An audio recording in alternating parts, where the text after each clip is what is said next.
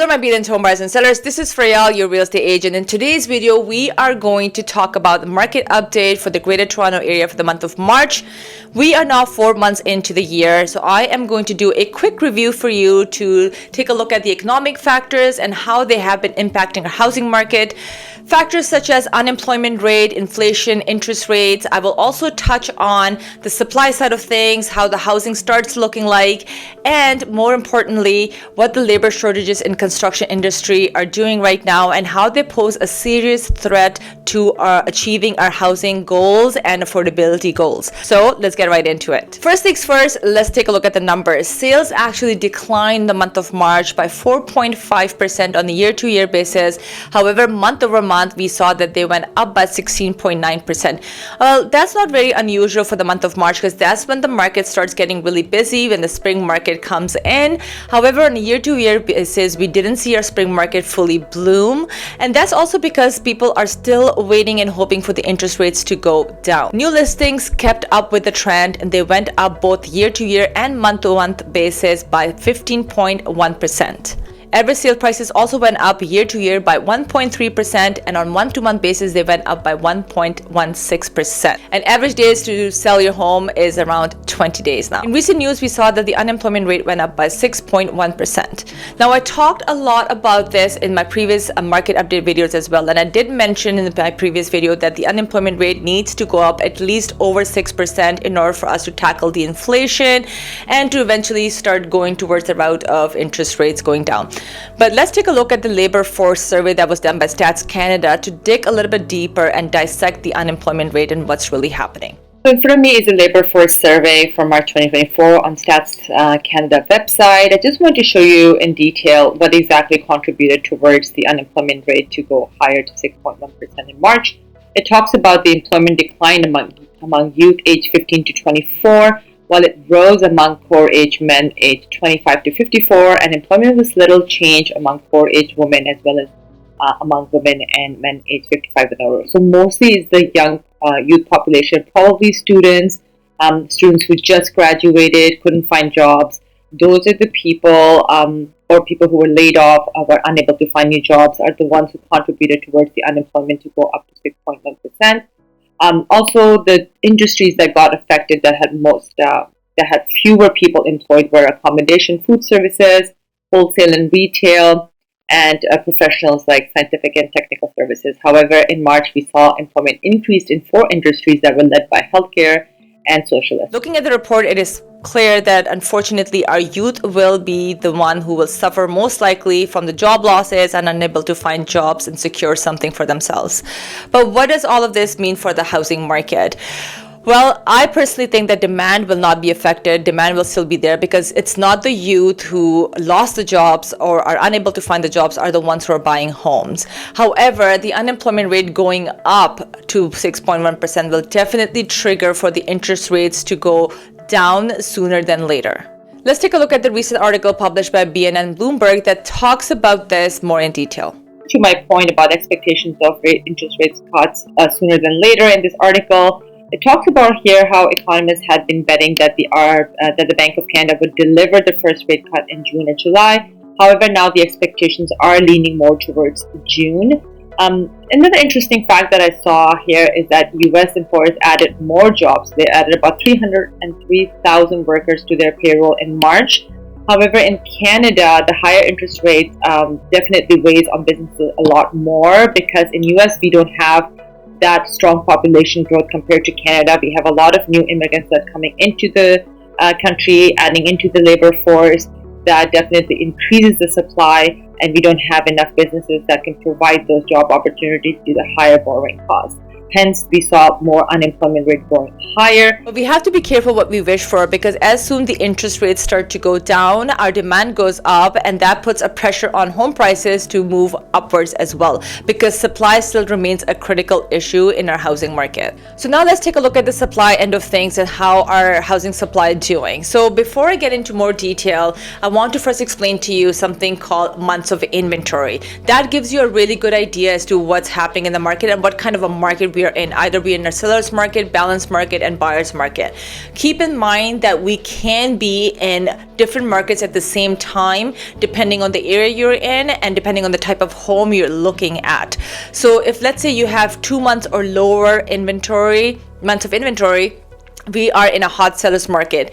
Anything above 2 months to 4 months of inventory, we are more in a balanced market, and anything more than 4 months of inventory, we are now entering into the buyer's territory. So let me show you what the month of inventory is doing in different regions to really explain you what's going on.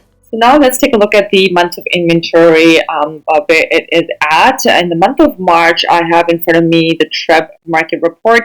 Keep in mind, this is public information. You can simply Google it and you'll be able to get this report.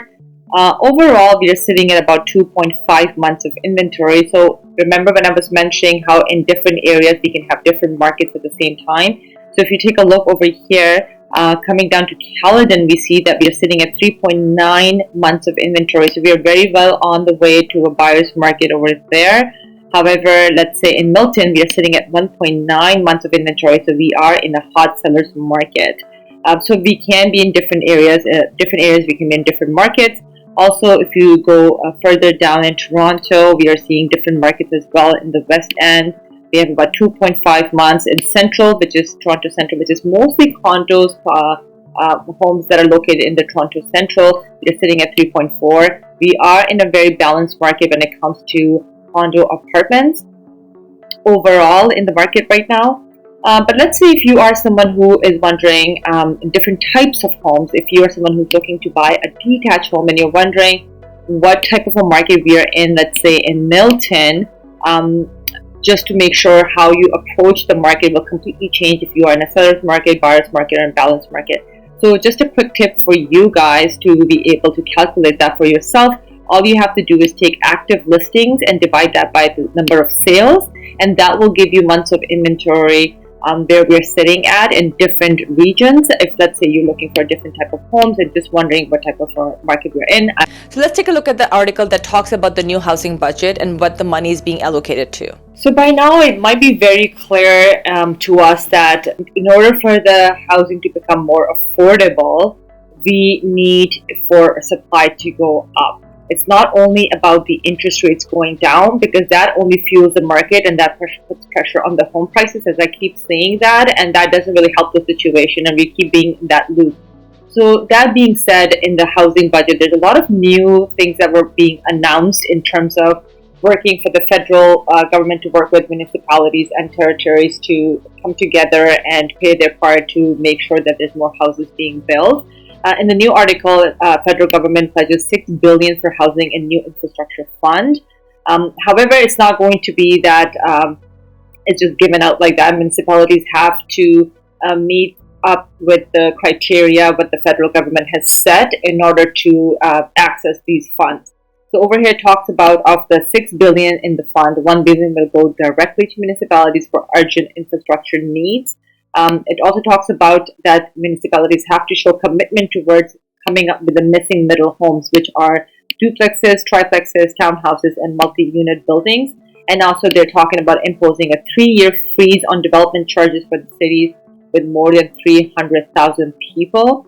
It also talks about the first $1 billion will be given to shovel-ready projects. They're ready to go and need that money to flow immediately to get the project started. And then the rest of the $5 billion is going to be spread out. Also, I read in another article, which I was unable to find for you guys to show it to you, but there's other requirements such as in order to build homes that are more green, they're more energy efficient. So there's all kinds of different criteria that municipalities have to kind of meet up and also be able to, eliminate the red tape, the filing processes that takes so long for the developers to just get approvals to get the project started. Is what they're talking about in order to build homes a lot faster. But again, this can be done only if we have the labor to be able to support and build these homes, which I will talk further later on in the video and show you what our labor shortages look like in our construction industry. That is also very alarming. We have the funds as per on paper, and we have all these different level of governments who are talking about meeting together and working together. But then again, we need some kind of manpower out there to be able to support these plans and to be able to make these plans into a reality, so the homes actually start becoming more affordable for Canadians who are facing this dilemma of constant pressure of prices going up, interest rates going down, inflation going up. There's so much going on. I think we are all at this point quite fed up with what's going on, and we need some real solutions. So the number shows us that the housing starts are down when it comes to single family homes, detached, semi-detached. Mostly houses that are being built are condos or multi-units. Unfortunately, the reality is not everyone wants to live in condos, and not everyone can live in condo spaces, especially when you have kids and family. For me, I downloaded a report from CMHC to show you housing information on a monthly and quarterly basis. So if you take a look at this table right here that talks about starts by dwelling type in all areas, fourth quarter of 2023. So if you take a look at Ontario, single homes were only 4,591. Semis are only 433. Row houses 3,132. Apartments are again 12,326. Altogether, they're about 20,482. Which I personally think is not enough to keep up with the demand and the supply shortage issues that we have. And as to my point earlier, unfortunately, not everyone can live in condos, and those are the ones that are being built the most. I think that is not a solution. It's not a one cookie cutter solution for everyone's housing needs, and we do need more than just condos that are being built right now. We need more single detached homes for families who have kids. We need more semis. Also, we need some more row townhouses, which it looks like there is going to be extreme shortages in upcoming years because there's just not enough being built right now. That being said, we are facing extreme labor shortages when it comes to our construction industry, which makes it realistically impossible to achieve building millions of homes at a speed where we can achieve affordability, especially in Ontario. Let me show you some of the recent articles to support this. Let's talk about labor shortages, which remain a bigger problem and very well connected to our supply issue right now. In this article posted by Stats Canada in February of this year, it talks about how jobs have declined quite a bit. Just in one quarter, it talks about a decline by 25.6%. In broad category of trades, transport and equipment operators and related occupations, the number of vacancies fell by 22.6%. Now you have to keep in mind that building a home, it doesn't mean that we need one person who can do all the jobs, right? There's different pieces that are put together. So it's a chain that kind of works together. You have roofers, you have pipe fitters, you have electricians, you have people who do the flooring. All of those people come together and then one house is being built.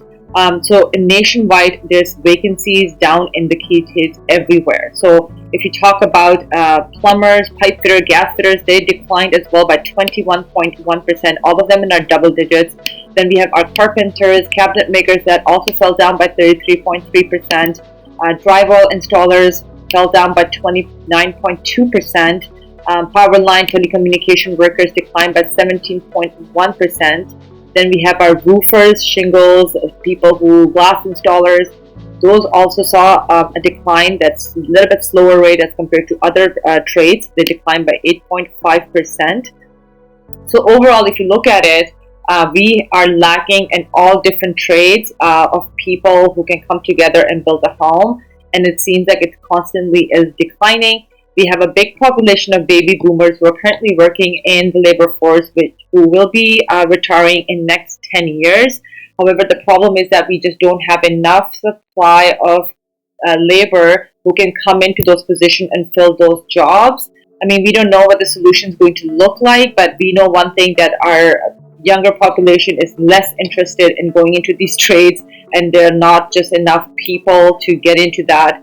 There could be several different reasons. It's hard work, of course, and also just not as attractive as other positions as you see our youth is attracted to. Let's say IT, it's a lot of work standing outside, not a lot of perks. It's just hard work. So not many people want to do that, and that's constantly declining, which definitely means we have to come up with some creative ways to make these jobs more attractive, or somehow compensate these people who work so hard to be able to encourage our youth to come into these jobs and start filling these jobs, which will be vacant by our baby boomers who are very soon leaving the position. Let's talk about inflation. We know that we are getting closer to achieving our target of 2%.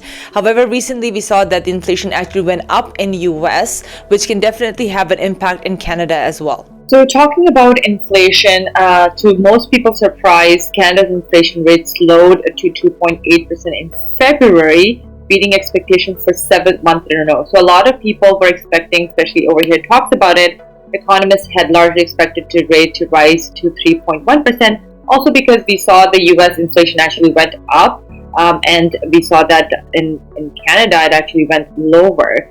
We don't know what it will do now that the US inflation has gone up and how it will impact us in the future.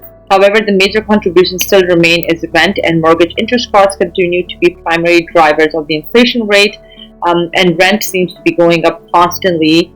We don't see a slow in that, and that's also because it's fueled by our population growth that keeps increasing. There's so many people who are moving to the core GTA area, to Ontario. A lot of people want to live here, even the newcomers who come here from other provinces, people who come here, and that drives up the prices for rental as well. And we just don't have enough supply, again, to the supply issue.